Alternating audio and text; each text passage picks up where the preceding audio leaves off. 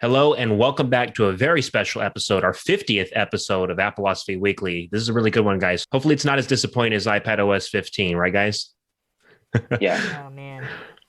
We're here to unwrap the tech of today. I'm your host, Bram Schenk. I'm joined by my co-host, Will Sigmund, and Emilio Morales. He's one of our top writers over at Appleosophy.com.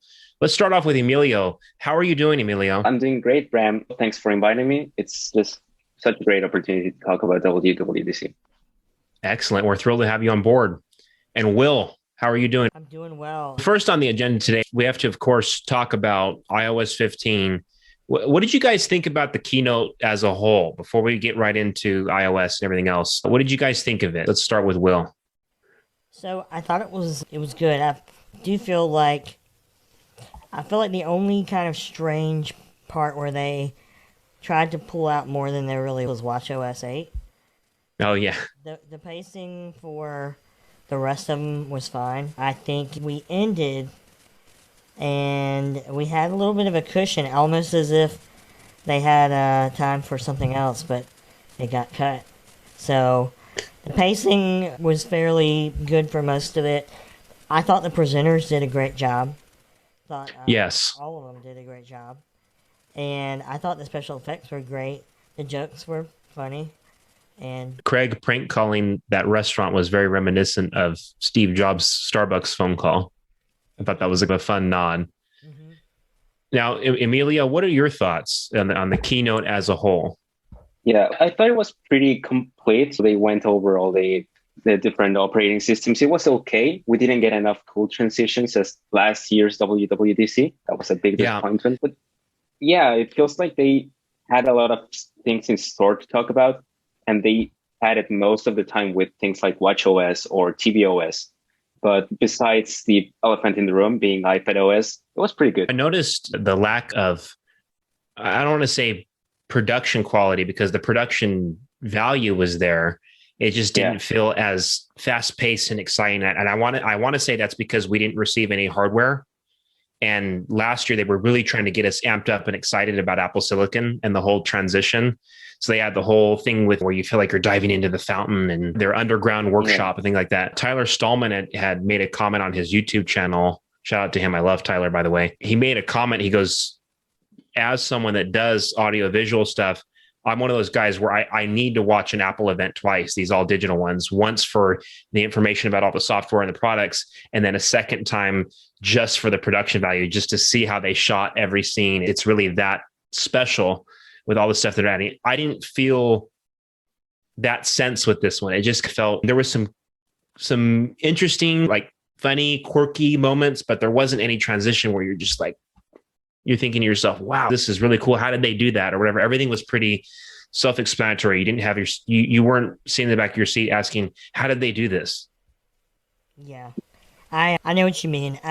Obviously, we're comparing this to the very first produced event that they ever did, which is last WWDC.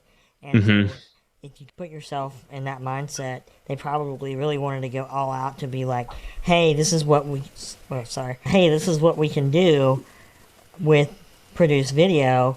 It can be better in some ways than in person. And then you have another event, and then you have another event, and now I think this was their fourth one, and they felt like they had set a cadence, if you will, and something about it felt very mundane.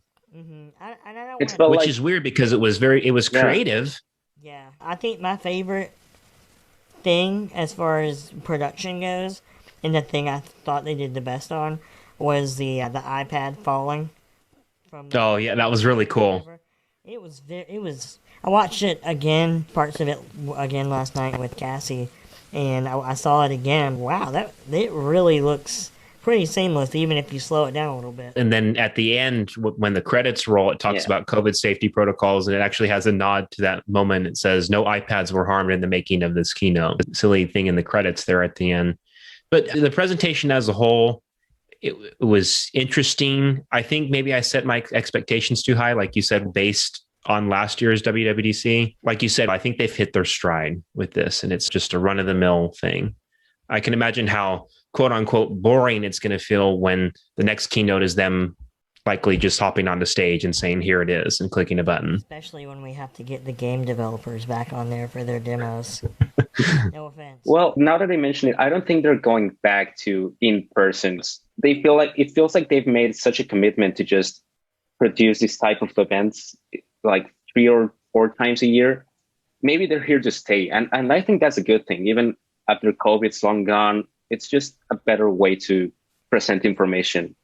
I think definitely with WWDC, I think it makes the event itself more accessible in terms of motivating the next wave of developers or people that otherwise wouldn't have had these tools and resources, these video labs and stuff at their disposal. Regular WWDC, you're talking a lottery just to get in, and then a $2,000 ticket just to go. So it definitely makes the conference more accessible by making this stuff available over the internet for free to everybody. I think Apple knows the value of in-person labs, and they want to keep that around, and maybe that'll be around in some limited capacity. But I agree with what Emilio's saying. I can definitely see them transitioning to a format where either the entire W or all of W is in person, and product launches and things like that stay as all digital reveals, because you really don't need to be there. It's cool to see journalists have the hands-on time with the product and whatnot, but they've already done a really good job with that throughout the pandemic as far as getting it into the hands of the press, people like The Verge and iMore and things like that. And it's funny that you phrase it as far as making it more accessible in person. I thought you were going somewhere else with that. And in addition to your point, because they pre-record it, they can have like captions and things like that already ready to go, so that someone that might have an accessibility need in that realm can enjoy it alongside. And that's very important. And what we've seen just recently with all these all digital events, they're available in a separate format that utilizes things like sign language. So that is a very important thing for accessibility. That's a good point. Yeah, there's been a lot of things that have... Do you think they'd move to a hybrid format? Yes. Where there's both an in-person and an all-digital event? I don't know if they would be 2 separate events, but I see it as a hybrid school, where you have some students who are doing online learning and some students who are doing in-person learning. And in some of those instances, I think more particularly for the higher you go, like in high school, you have maybe one teacher who has a camera on them, and so they're both people getting that same experience. And maybe Emilio is right, and they still have a produced video, and the people that are there just sit in the theater to watch that, and then they go about their way. But then they have the hands-on time with the products afterwards. Yeah. Yeah. Obviously, we're in a brave new world. Who knows? I do personally feel that they're bringing back in person in some form or fashion. I have gotten that vibe, at least from 1 or 2 things I've read on Twitter, I think. I don't know if any articles, but I think I saw a couple people's opinions, and they were based on something, but something making me think that they are bringing back in person. Interesting. Now, Emilio, you've been running the iOS 15 beta, as have I, and also Will. What are some of your first impressions? Are there any standout features that are like, oh, wow, they finally added this? Because for me, there's a lot of quote unquote, finally that's here. A lot of visual refinements. What are your thoughts, Emilio? I was thinking like the most standout feature is just machine learning and artificial intelligence. Like the way they've been able to apply all the things that all the data and all the information that they've gathered, both through the use of their processors and just the built-in apps. It's just live text, for example. I thought that was the standout of the event. Even though it already existed in the form of Google Lens, making it integrated within the ecosystem, that's going to change things forever. Yeah, particularly the text view from the camera, being able to read text. We've seen things like live text, this optical character recognition, or OCR is what people refer to it. We've seen that done over the internet, over the cloud. Google and things has done things like this. And what we've seen with Apple is they're able to do it on device, and it's just as fast. And that's revolutionary in terms of things like privacy. They're also extending that over to many of the Siri commands. So like app launch, starting a timer, all of these are done on device. And it's faster than ever because it doesn't have to pass through a server to validate it. Your voice isn't being sent all over the place. These are just really privacy-centric features that also happen to increase your productivity, which I think is just the essence of Apple and iOS. I think what you just described is a good way to describe a lot of accessibility features. Yes. They're made for someone who needs X, but they happen, as you and I have talked about it before on my podcast, Brom, the good design, or good design is good for everybody, and that includes accessibility. And so you can almost think of this in the same type of vein. Their focus on X thing made this other thing better in tandem on the outskirts. They're made for someone who needs X, but they happen, as you and I have talked about it before on my podcast, Brom, the good design, or good design is good for everybody, and that includes accessibility. I definitely agree. And a lot of people were talking about, we had a lot of finally features this year, a lot of changes with maps. It had a whole visual overhaul. Yeah, that's great. But aside from that, we also had interesting things that really utilize this machine learning technology that Emilio was mentioning, things like immersive walking directions, where you can utilize augmented reality, these LiDAR capable phones now, and throw your iPhone around in space, and it'll help orient you for increased accuracy on walking directions. That's a very Google feature. I think that's something Google's had since 2013,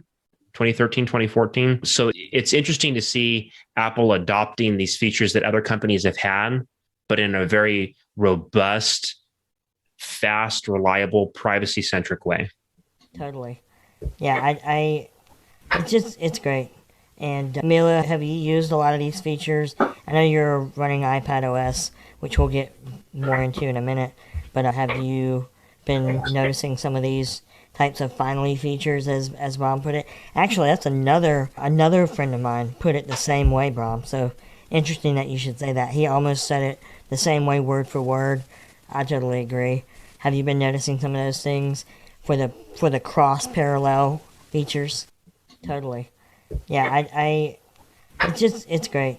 And Mila, have you used a lot of these features? To be honest, I haven't really used iPadOS that much, just because, well, for one hand, the experience is laggy on the iPad Mini 4, but it's a good operating system, and I'm sure once I get it in my MacBook and on my iPhone, it's gonna be way better, even in the developer betas. But I feel like I haven't used it enough to just test the waters and see what works and what doesn't. Mm-hmm. But FaceTime is just one of the best improvements we've had in a while. Yeah, going along with what Brian was just saying as far as a lot of finally features, I probably come across at least 20 different ones of those, and I could go back and read you all of my tweets, or you can just go find those things on my timeline if you're curious to know about these little bits and pieces. But the ones that most stand out to me as far as big features, maybe not even ones that they talked about on stage, but that I've noticed myself, is focus mode. So here's where my mind goes with that. I don't listen to tech podcasts as much as I used to. However, back when I did a lot of Relay FM, and CGP Grey is one person I know who just and really Vitici, they push these workflows to the limit. And as soon as I saw and heard a little bit about what focus mode was, and the new shortcuts that they're bringing, and making certain things like that universal on macOS, iPadOS, and iOS, I think the things that people are going to be able to actually do when you give them some time with it, maybe come a month or two from now, I think it's going to really blow your mind what some people make and do with these types of things. It's already super customizable and user-friendly. I'm thinking beyond that. And one thing that I did this morning, playing around with it, is I made a work and personal. Obviously, the focus modes are already there by default, but I made a work and a personal home screen.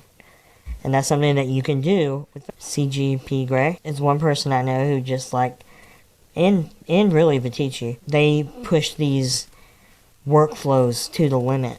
And as soon as I saw and heard a little bit about what focus mode was, and the new shortcuts that they're bringing, and making certain things like that universal on macOS, iPadOS, and iOS, I think the things that people are going to be able to actually do when you give them some time with it, maybe come a month or two from now, I think it's going to really blow your mind what some people make and do with these types of things. It's already super customizable and user-friendly. I'm thinking beyond that. And one thing that I did this morning, playing around with it, is I made a work and personal. Obviously, the focus modes are already there by default, but I made a work and a personal home screen. And that's something that you can do with focus. You can manipulate your whole entire home screen layout. Exactly. And essentially, you make whatever you want to make on a page.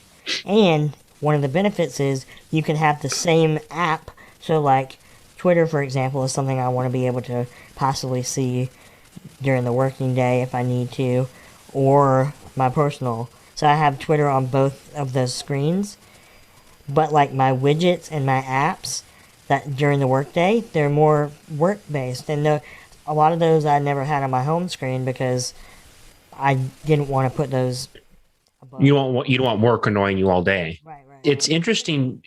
I feel I'm glad that Apple values this work-life balance. And we're talking about work, but this can be used. There's, as Will said, you can set a family time. So maybe you make things that are more important as far as heat of the moment, like the camera, more accessible. Maybe you have the same app on the same screen multiple times just for reachability purposes. So I love that Apple really values this sort of digital wellness trend, because it's important as these devices have become increasingly so much a part of our lives. You constantly have these things that are vying for your attention, these notifications flooding in all day. And as you stated, Will, it depends. Once they introduced widgets, everything really hinged on how do you organize your home screen? What does your home screen look like? And then that determined what you focused most of your attention on. And I like to have a lot of entertainment widgets on my screen, and those were all distracting when I was trying to get into work mode and really focus. I'm the type of person where I might like to hide Twitter while I'm working because I don't want to be distracted. I don't want to be scrolling on social media when I know, hey, from 9 to 5, for example, I have to be productive. So really putting that customizability into the hands of the user and allowing them to make these decisions, I think it's wonderful. How many times have you sat down to have dinner with your family and you get a call on your phone that it's important, so you step away to answer it? Why should we have to do that? Let it roll in. Let someone leave a voicemail and return their call later. It's because we're seeing it pop up on the screen. It triggers something within us that, oh my God, we have to pick that up right away and we have to answer that. When we see those little red dots telling us how many things we've missed in an app, it creates this need, this want to check those things and see what we've missed, and to limit at which rate those notifications come in. It really puts the power into the hands of the user so we can be more productive, more relaxed, more in the moment with our friends or family. And I think that it's wonderful that Apple values something like this. It's by far the biggest step in digital wellness that Apple has ever made, that I've seen pretty much on any type of OS. And not to sound like a broken record, but I have been evangelizing this very concept for the last at least 3 years. I need to find the Slice episode back when I had my podcast with my other buddies, of where I'm like, mark my words, this needs to be a feature. And it was almost exactly, pretty much exactly as focus mode presents itself. That is so interesting. I feel like this is something that all of us have wanted for quite some time, but a lot of us didn't quite know how to materialize it, and Apple has, and that's so interesting. What are your thoughts, Emilio, on these focus modes? Have you messed with them at all? Yeah, I tried a couple of times to set my focus mode for school, especially because I'm still in high school, unfortunately. But I was thinking, these are already like slabs of glass that can turn into anything. And you can see Apple phasing out concepts. People have their work phones. Like they have their personal iPhone and they have another one for, I don't know. And with the use of eSIM and focus modes, you can just leave that other phone like out of your life, and you can just use your daily driver as exactly like that, as a daily driver. And it can just adapt to your life and to your routine in a more personal way. That's how I put it. It definitely makes technology more personal because you can focus on one thing at a time if you so choose. And I know a lot of people that have this sense of, I'm one of them, the digital anxiety. Like you open your phone and you're overwhelmed by the amount of banners that are in the notification center, and you're like, what do I prioritize first? And Apple's introduced some other tools like Morning Summary that will take all of these notifications and condense them into something that's readable at a glance. And it separates people from content, just content. And those are amazingly powerful features. I want to shift over to iPadOS. Now, I'm not running iPadOS. I'm going to wait a few betas until I do that. Will and Emilio, you guys are running iPadOS. First impressions, and what do you guys say to all those people that are returning their iPads because iPadOS 15 is so, quote, underwhelming? All those people being our previous guest, Chris Grant Jr., call out. We've also had YouTubers like Max Tech, quite a few talk about returning their iPads. Oh, man. I didn't know that. Notable influencers. I guess I've been enamored with the new betas that I haven't been on YouTube as much this week. I do need to catch up on those. But first impression, a lot of finallys again. I think there was a lot of hype in my head, along with other people, about what this was going to do.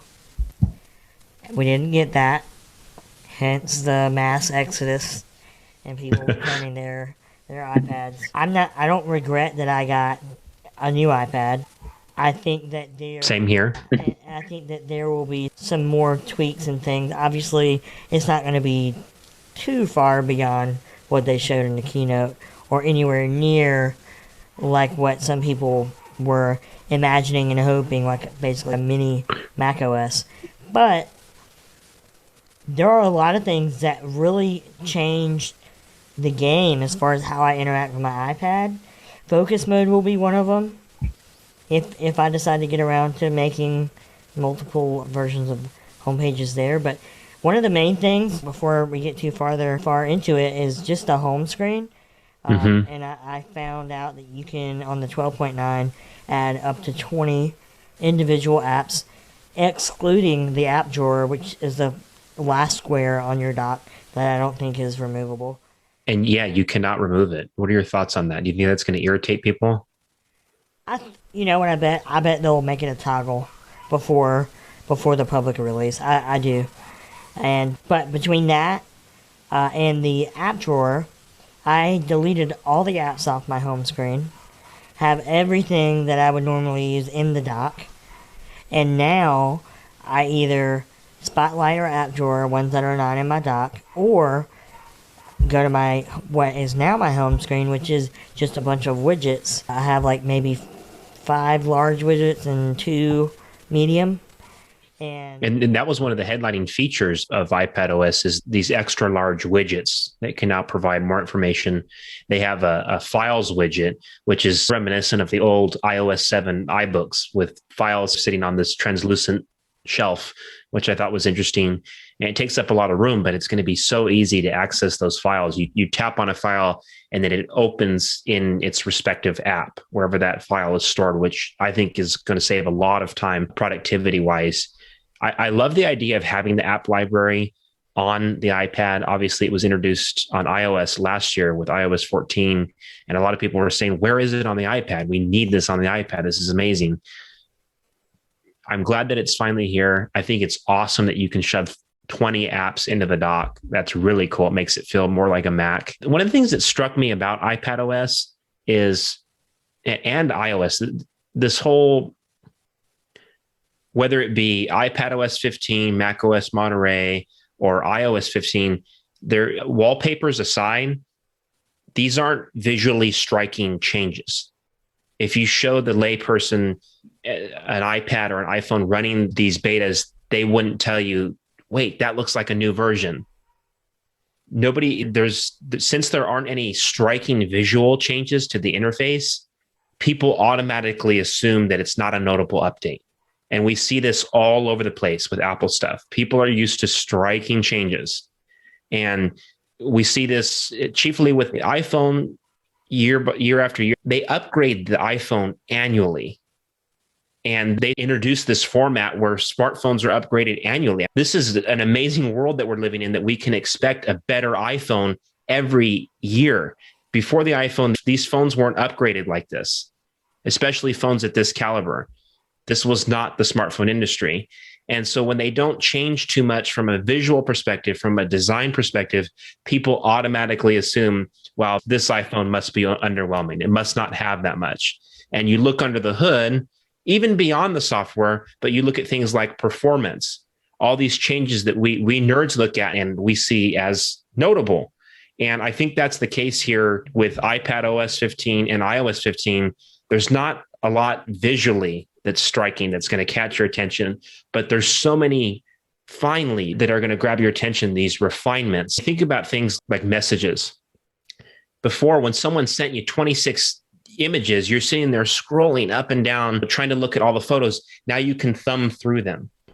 Things like Safari, the search bar is right where your thumb lays. These are time-saving refinements and changes that are really going to speed up your workflow from a productivity standpoint. But because there isn't anything visually striking, people aren't blown away. They say this year's WWDC is underwhelming. It was a little boring. Emilio, what do you think? Do you think that this WWDC was a little underwhelming, that they set expectations too high, and by they, the leakers? I think the big culprit behind this like unrealistic expectations was the M1, if we're honest. Like before we go on and forget about people returning their iPads, I just think people can do whatever they want with their money. That's just their money. Mm-hmm. You can vote with your wallets, whether you think a product's good or not. But if you have already bought it, you bought an iPad, it's not going to be a Mac overnight. If you want to get a Mac, just go get a MacBook Pro. That's it. And yes, I was a little bit disappointed. I was expecting at least a version of Final Cut for the iPadOS. But the iPad by itself, it's already a very good experience. And if you get the LumaFusion, one, you save like $200. And second, it's just an app that was designed with the iPad in mind. And Final Cut wouldn't really make a good transition to it. And the same thing goes with Xcode or with Logic. They're just different experiences. And you have to understand that their differences are what make them better. I like that line. The difference. That definitely demonstrates the idea that each one of these products has its strengths and its weaknesses. The iPad is in many ways like a Mac, but it still has to be distinctly an iPad, where things are gesture centric. It feels impossibly intuitive. And that's the challenge that Apple faces, is how do you maintain what this device is known for, being so fast, easy to use, unprecedented levels of intuitiveness. I know I'm not quite articulating this that elegantly, but that's what an iPad is. And that's what people expect from an iPad. So how do you add more professional features to a device that people expect to be impossibly simple? And what were you going to say? With that in mind, I saw at least one person tweet, I think it was a little bit aggressive, so I won't maybe quote it exactly, but the gist was, hey, we being us, we're Apple, we write about Apple, we podcast about Apple, we talk about Apple, we dream about Apple. And so we're always in that, and we're also in this hemisphere of surrounding ourselves with other people that are doing the same thing. And yes, we lose sight of the machine that Apple is at marketing and research, and they don't do things by accident. Mm-hmm. And all the people that are disappointed are people that are not your average consumer. This is the easiest way to put it. And so, obviously, these changes were done maybe a little bit here and there to please developers and or people that are super into Apple. Yeah, I think that's I love the fact that you brought that up, because the tech nerd community of bloggers and podcasters like us, it's seriously this microcosm where we all expect Apple we know what the technology, the hardware is capable of. So we want Apple to push the envelope. We want pro apps on iPad as soon as we can have them, especially when Apple shows us that they're putting M1 in a desktop class chip in an iPad. That's a huge marketing thing. But if you look closely, M1 is really just an A14X. It's a graphics boosted, turbo boosted version of the A14, which is in an iPhone. Apple Silicon isn't something new. And I feel, again, I go back to when there isn't something visually striking, people automatically label it, oh, this is underwhelming, this is boring. And I like to think of things in terms of markets. And I've said this repeatedly on the podcast. Will brought this up. Look at what got Apple into hot water just a few years back. What was it? It was the idea of planned obsolescence. The idea that they're innovating so fast year over year with the hardware or with the software that the hardware can't support it. It's not fast enough. It doesn't have the juice to support all these new features. And so Apple got serious about software support. We saw this chiefly beginning with iOS 12. The list of devices that supported iOS 12 was astonishing. It was industry leading. We had never seen anything like this before in terms of software support, which with Apple was already great. It was already fantastic. And I think it's always been Apple's goal to do the best they can, to be the best they can be, to put out the best hardware they can. And that is, at this time, an M1 iPad. Not only does it save them money to manufacture the same chip and put it in whatever they can, as long as it's energy and cost efficient, they want to make the best iPad they can be. And that is an iPad Pro with M1. We might have to wait for the software to catch up. But meanwhile, with iPadOS 15, you have iPads and iPhones from 2014 that are still able to access all these new features on the latest operating system that will be launching this fall. And that's just unheard of. And Apple's branded itself as this company that really values device support long-term. And they're following the data. People are hanging on to these devices for longer than ever because they do work so efficiently. And when we read the device support logs for all this software this year, a lot of people were astonished. It was like, we thought to ourselves, wait, every device that was able to run 14 can also run 15. Even though we're this microcosm of, we're constantly checking new updates, constantly checking new devices, and just surrounding ourselves with new information about what this device can actually do. We've evolved. I think it was a Rene Ritchie video, I think, but there's this new term, like, we're prosumers. Yeah, we do some stuff with our iPads and our Macs that can get us to actually use some of the more graphically intense apps or some of the machine learning course and things like that. But we're not full-on professionals. We're in this, like, in the middle of consumers and professionals, and that's just what makes us think that we need these things, but professionals are not going to be able to, they're not even interested in using Final Cut on their iPads, and neither are average consumers. It's just this tiny bubble of prosumers that want these apps on these devices. And I just think it's funny because I don't think Apple sees us as a big enough market to actually invest in a new version of Final Cut in an iPad. I love that you brought that up, Emilio, because I personally feel like Apple was one of the biggest pioneers of this prosumer demographic. They really taught people to question things. If you buy their cheapest computer, their cheapest laptop right now, a MacBook Air, you can really push the envelope with what you can do with M1.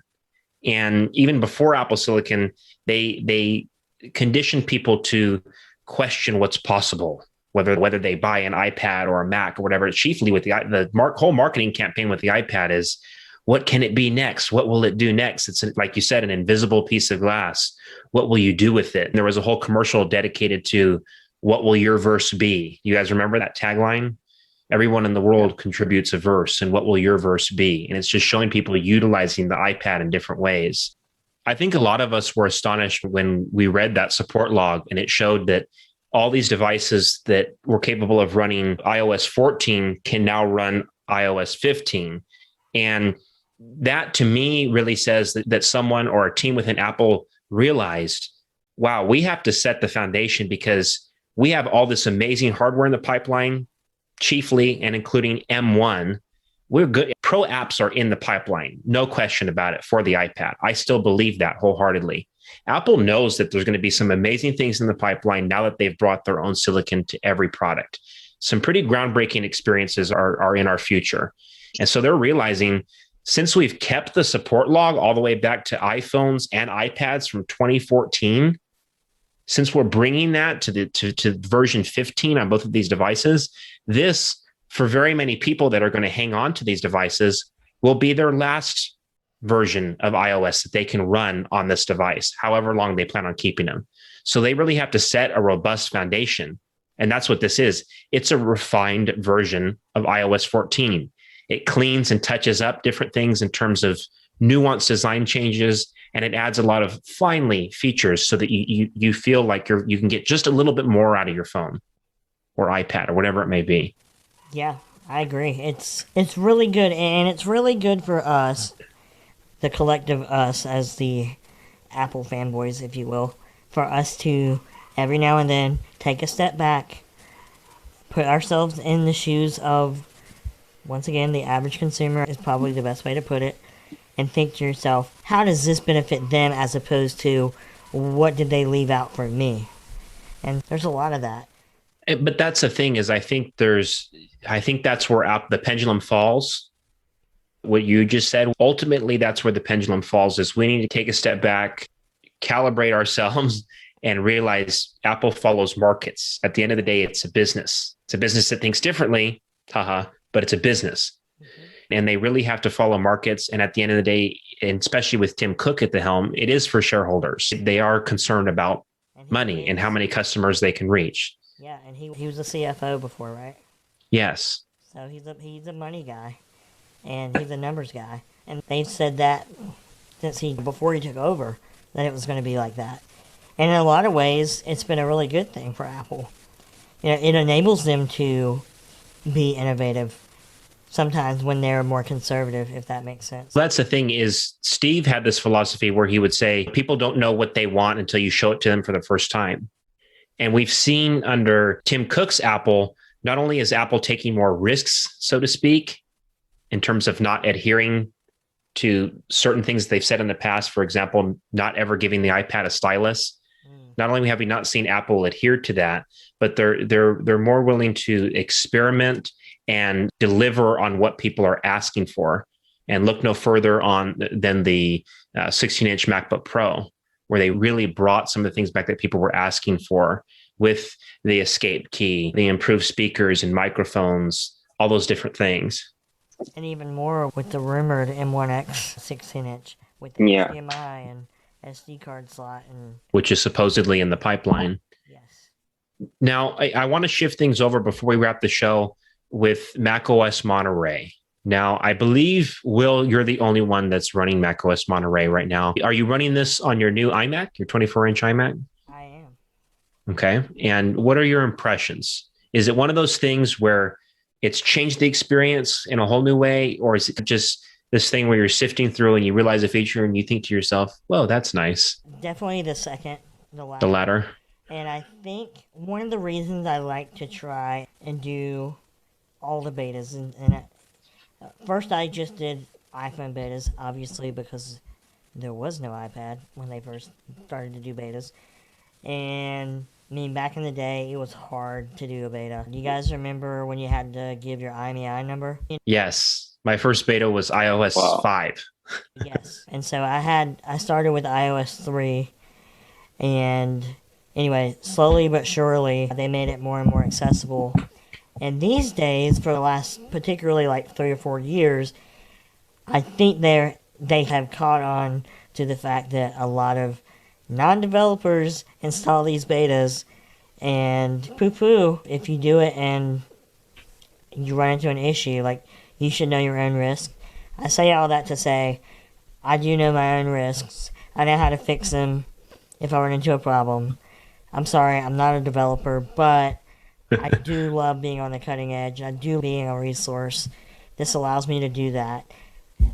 And on top of that, when I'm running all the betas, all being particularly macOS, iPadOS, and iOS, I can appreciate the cohesive features more.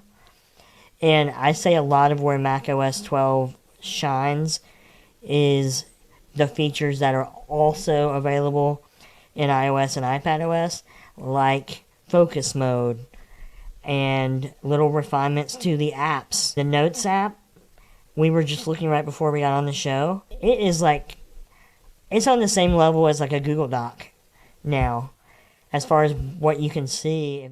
You can actually trace the timeline as far as collaboration, so you can see who edited what. You can even tag certain people and workflows, so you can hashtag Appleosophy weekly. This is a note for that, and just Very drop. akin to the way Bear Notes Yes. organizes their stuff. But anyway, I have not had any major problems on any of the betas. The only thing I have noticed is that Salesforce, I think it's on iOS, crashes, which is not an app that I normally use anyway. I don't like the browser version. That's neither here nor there. That is the only reproducible issue that I have been able to find. But as far as refinements go, it's either stuff that wasn't here before that was on iOS, they've added to macOS, or new stuff that they introduced this year on all three platforms. I can't say that I can necessarily think of anything outstanding that it has by itself that do not fall into one of those two categories. That's interesting. Now, have you played with Universal Control yet? Universal Control is arguably one of the biggest features of macOS Monterey. That's the feature that allows you to use your Mac cursor to jump between other Macs and iPads. It can work with up to 3 devices at once. Have you tried that at all? I tried it let's say that I gave it an attempt. I wouldn't even call it a try. I had my iPad next to me yesterday, and I just, for kicks, without really even looking into it, because I was busy with something, I tried it, and it didn't do anything. But I don't know if there's something I need to set up, or maybe it's... It is beta 1, so maybe it'll be a toggle that they add later, or it just starts working in one of the subsequent betas. But, and I would say the same goes with tvOS, and I know we're wrapping up here, but just to give watchOS and tvOS an honorable mention, which they did really not gain anything new to themselves other than a couple watch faces, and then once again the features that the other ones have. I really actually the camera view on tvOS, which is, and just some of the home, a lot of HomeKit central features on exactly, and on Apple TV. A lot of the HomeKit things that they did not go quite as far as still redesign the app or anything like that. It's old, yeah, but it's not like a terrible user experience. It's not. I've been in most days when you open it to do a certain thing. Now, if you're trying to set something up, it can be a little bit having to go a lot of clicks. But now you mentioned watchOS briefly, and it didn't get much time on the show here today because there wasn't so much that was new. I see a lot of visual enhancements across the board. Weather, control center, all these things look just a little bit bolder. And the things that felt like they were getting in the way, like the little toggle that tells you that it's connected to your phone successfully, or the fact that location or cellular is turned on, those have been condensed to a little dot at the top above your control center. So they've condensed things that you don't access as much, and the things that you access the most, they've made them a little bit bolder and brighter. There's bold text, color-coded and rounded row selection tools in Mail, which are just awesome visual improvements as far as legibility, which is of chief concern on the Apple Watch. One thing, too, that I wanted to say earlier, but this kind of opens a segue, as you just mentioned, for me to mention it here. I'd say this particularly for iOS, among all of them, they have done a lot of these, quote, finally things. Some of them might not even fall into the finallys, but they've done a great job of reducing taps to get to certain things. Yes. Notably in messages, they completely redesigned the header, where you used to have to go at least 2 taps to like make a call or go into information. Now it's like 1 for both. And that's just like 1. It's funny you mentioned that, because you really feel the fatigue. And I know I say that humorously. You feel the fatigue of taps when you're on an Apple Watch. It feels like you almost automatically question, why do I have to tap so much to get to this menu, to call somebody? Why do I have to dip through all these menus? It's really granular and it's irritating. Yeah. On that note, as someone that utilizes gestures throughout the system, I rely on them every day to stay productive. I don't like that a lot of things on iPadOS have been shifted to buttons and deep menus. Multitasking, for example, is so many taps just to view a wall of apps and add something else in. And I get that the gestures are still there, but a lot of these things are almost like Apple's focusing on trying to make multitasking intuitive by throwing the controls in front of everybody instead of maybe finding a more intuitive way to teach them the gestures. I think strongly when you play with it for yourself on your own iPad, you're going to feel differently. I definitely think that's a possibility. Once I get it running on my own machine, I can really take an in-depth look. These are just my judgments from the demo. Now, before we close out the entire show, I just want to end with a look at Monterey that's reads past all the big features and headlines having to do with universal control. Now, Dieter of The Verge did a whole deep dive on universal control on YouTube, and he talks about it's astonishing the number of features in macOS Monterey that are available on non-Apple Silicon Macs, Intel-based Macs, the amount of features that are still available. However, features like portrait mode, blurred backgrounds, everything, text-to-speech, on-device keyboard dictation, those are distinct to Apple Silicon Macs. Now, the reason for that is they hit the machine learning engine really hard. So you're doing all these processes in a matter of milliseconds, and you're cycling through all this information. So those are why those features are distinct to Apple Silicon.